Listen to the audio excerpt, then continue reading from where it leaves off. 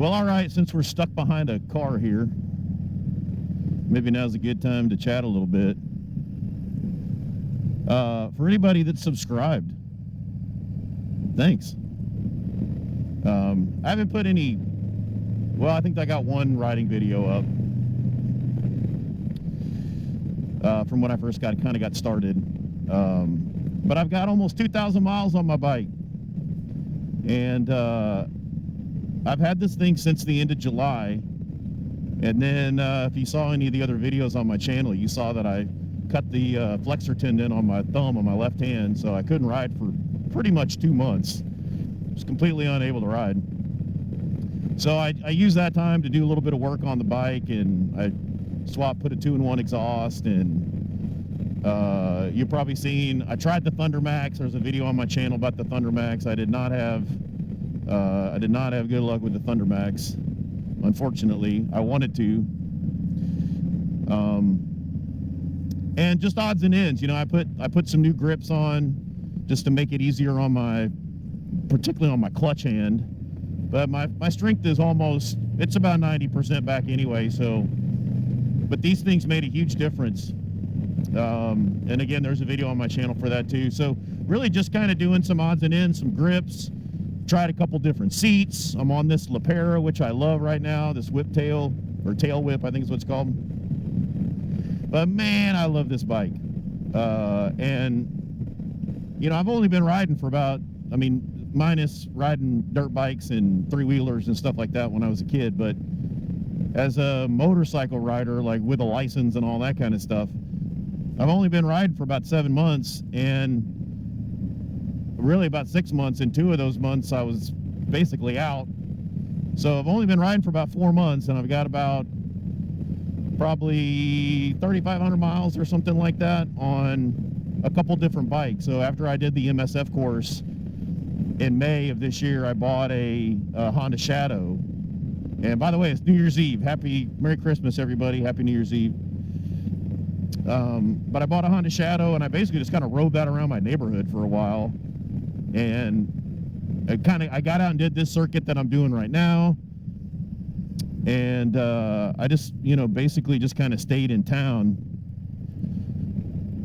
Just learned how to ride a bike. A lot of low-speed maneuvers, a lot of time in parking lots, all that kind of fun stuff. And then I thought for sure I'd gone and looked at Harleys, and I was a huge fan of that BMW R18. But that was I just felt like that was just too big of a bike for me to just get started on it. And man, they were practically giving those things away back in 2021. In 2022. But when I went and looked at a Harley, I thought 100% for sure I'm going to end up in a Heritage. That was the bike that I love, that classic styling and just that soft-tail chassis, all that kind of stuff. And then just flipping around watching YouTube videos, this bike, the Lowrider ST, came out in 2021. And I don't remember where I saw the first video. It might have been Laidlaw's or something like that, but I was like, wow, that is a good looking bike, and it seems to check a lot of the boxes and stuff that I'm looking for, like how I want to ride. And the problem was, during that time, these bikes were so hard to find. All right, hold on, I'm gonna get over this little hump right here and pass this dude, make sure there's no car coming right there. These bikes were so hard to find.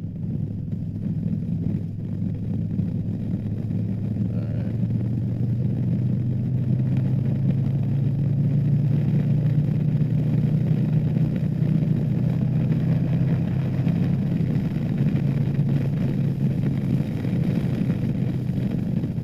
Man, the suspension is great. I don't know if you could tell by what I was just doing, but I mean, that was like a really rough spot, and I was going about 75 miles an hour. And it just, the suspension just kind of eats that up. But anyway, I thought the Heritage was going to be the bike that I was going to get. I saw this thing and was really interested in it. But the problem was that nobody had them in stock. And so I couldn't even find one to look at, just to even sit on it or just to look at it. And then the guy who's a sales manager at my local Harley dealership was like, hey, well, you know, you can put a refundable deposit down. We get one in, you'll be in line. And so I did. And he called me and said, hey, we got a white one in. A guy wanted the white, came in and looked at it, decided he didn't want the white. So if you want it, you know, I'll hold it for you until you get over here. So I was like, all right, cool. If you want to, you know, come take a look at it. So I did, and I guess I still didn't even really realize like how demand the bikes were in, because I went over and looked at it. I was like, yeah, this is great. I was about to go on vacation with my family, and I was like, yeah, man, you know, I'll give you a call when I get back. And he just kind of looked at me and he was like, this bike's not going to be here when you get back, you know? And so I was like, oh, okay, well, you know, let's talk about like what's going on here. Let's put some numbers together. And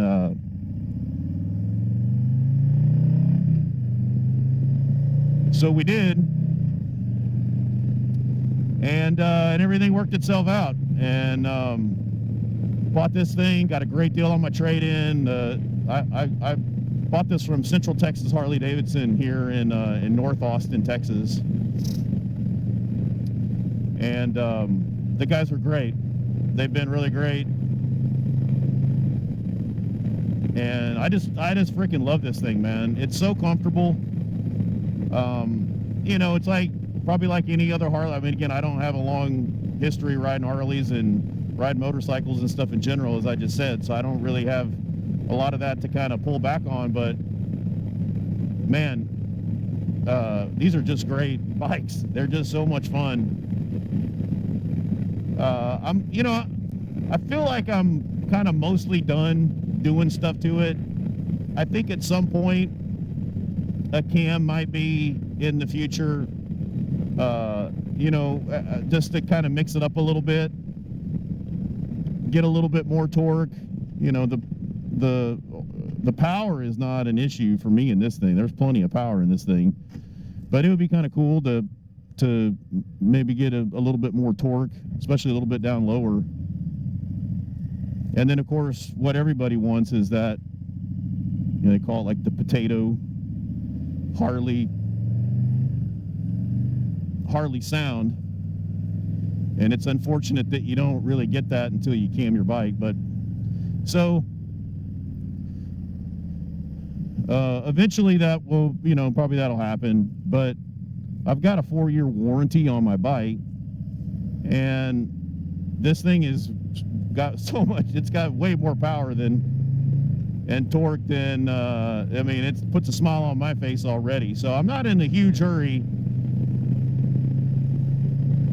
to go start doing that stuff, and I really just kind of want to ride the bike for a few thousand more miles. And you know, that's when, if there's going to be any kind of a warranty problem that's going to manifest itself in the transmission or the engine or anything like that, it's going to show up in the next couple thousand miles for sure. You would think, at least statistically.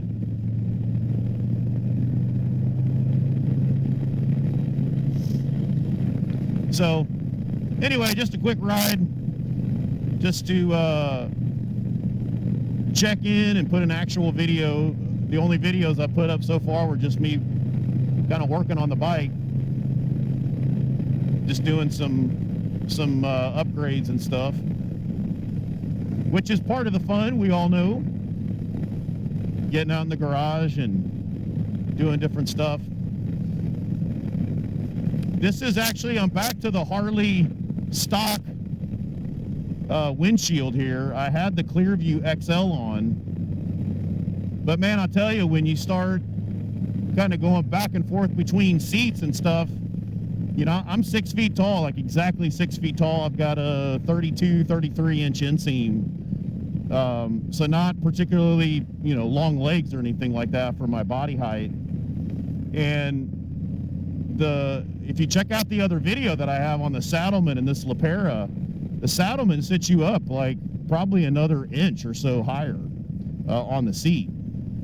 And so when you get this, when I was on the Saddleman and had that Clearview XL, at low speed, it did a great job of keeping the wind off of me. But man, when you get up to like highway speeds, you know, 70, 80, 90 miles an hour, I was just getting I was getting beat up.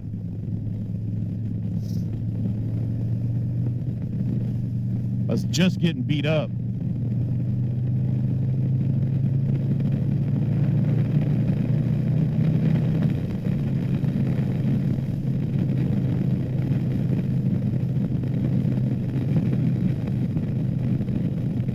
So I put that clear view on, and then I got this seat, and the seat lowered down a little bit, and I was like, okay, well, maybe this will be better.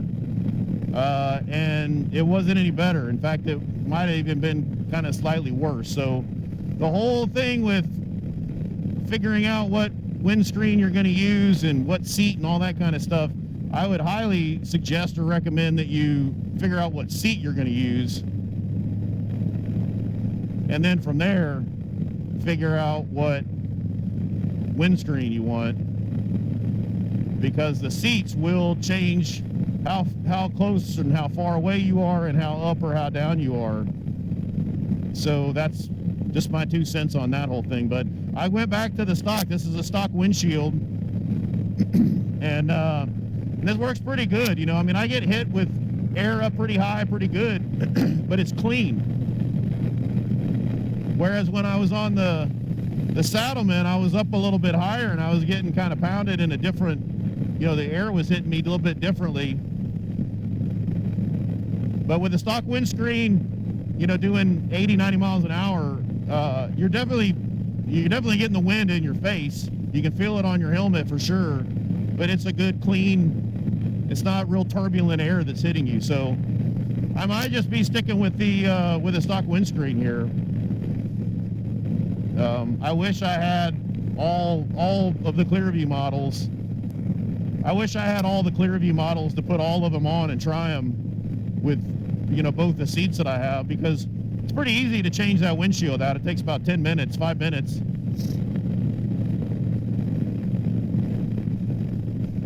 But overall, this has just been a freaking awesome bike. And you know, every time I go into the Harley dealership, I'll sit down on a road glide or a street glide, and I'm like, man, this would sure be nice, you know.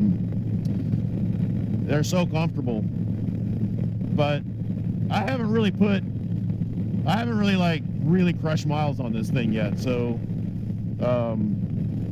but I've spent 3 hours sitting on this thing riding. And my right hand was more kind of cramped up than any other part of my body. Just because the riding that I was doing, I really couldn't use cruise control. Anyway, so thanks for coming along today. I know this wasn't super informative or interesting, probably. Kind of just a brain dump for me on the last 4 or 5 months of ownership and the last 1,800 miles or so on this bike. It's just been great. Not a single problem with it. The only thing that's been kind of a weird deal was that Thundermax thing, which we never really got a chance to figure that out. But man, this bike,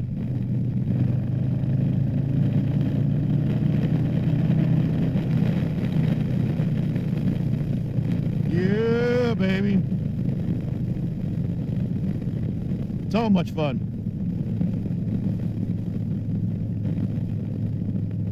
I'm running the SPC Concepts big bore, and it's a great exhaust. It's not too crazy noisy when you're kind of cruising, but man, when you get on the throttle, it just, you know, bap, bap, bap, bap, bap. It just really sounds great. Oh my God, what are you doing? Unbelievable, man.